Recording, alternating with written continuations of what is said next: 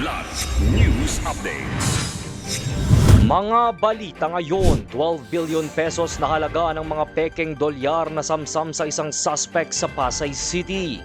Lalaki arestado sa pagbibitbit ng iligal na baril sa Agusan del Sur. Karamihan sa mga Pilipino pabor sa anti-political dynasty bill ayon sa isang survey. Ako po si Cesar Soriano para ihatid ang nangungunang mga balita sa buong kapuluan ngayon. Arestado sa ikinasang bypass operation ng National Bureau of Investigation o NBI ang isang lalaki dahil sa pagbebenta ng mga pekeng dolyar at treasury bills. Ayon sa NBI Criminal Intelligence Division, nangyari ang pag-aresto noong Miyerkules, March 11 sa Pasay City matapos ang 3 buwang investigasyon na kinabibilangan ng surveillance at serye ng mga test buy operations. Nasamsam sa operasyon ng mga pekeng US Treasury instruments at banknotes na tinatayang aabot sa 12 billion pesos. Kasalukuyang nahaharap ang suspect sa kasong paglabag sa Article 168 ng Revised Penal Code of the Philippines o illegal possession at paggamit ng pekeng treasury o banknotes, maging ang paggamit nito ng 3 magkakaibang pangalan.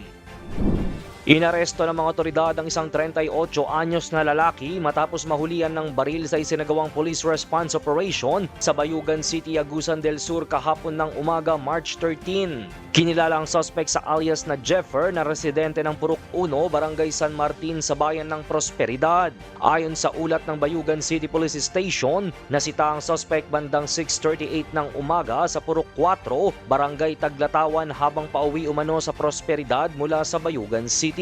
Sa isinagawang pag-inspeksyon ng mga pulis, natuklasan na may dala itong isang kalibre 45 na pistol na may 8 bala at isang magazine. Agad na dinala sa Bayugan City Police Station ng lalaki at kasalukuyang nakadetine habang inihahanda ang kasong illegal possession of firearm and ammunition laban sa kanya. Patuloy naman ang investigasyon ng pulisya upang matukoy ang pinagmulan ng baril at kung may kaugnayan nito sa iba pang kriminal na aktibidad.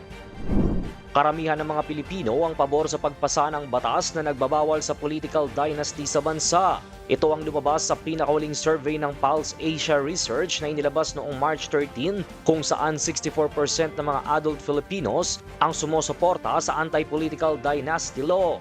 10% naman ang tutol habang 19% ang hindi pa nakapagpasya. Batay sa survey, pinakamalakas ang suporta sa Metro Manila, Luzon at Visayas. Ngunit sa Mindanao, mas hati ang opinyon ng mga residente sa naturang panukala. Karamihan din sa mga sumusuporta ang nais na ipagbawal ang pagtakbo sa parehong national at local elective positions upang mabawasan ang magkakamag-anak sa politika. Isinagawa ang survey mula February 27 hanggang March 2 sa 1,200 respondents sa buong bansa sa pamamagitan ng face-to-face interviews na may positive-negative 2.8% margin of error. Para sa Kidlat News Channel, ito si Jai Reyes, nag-uulat. Ako po si Cesar Soriano, kasama nyo sa bawat pagputo ng balita.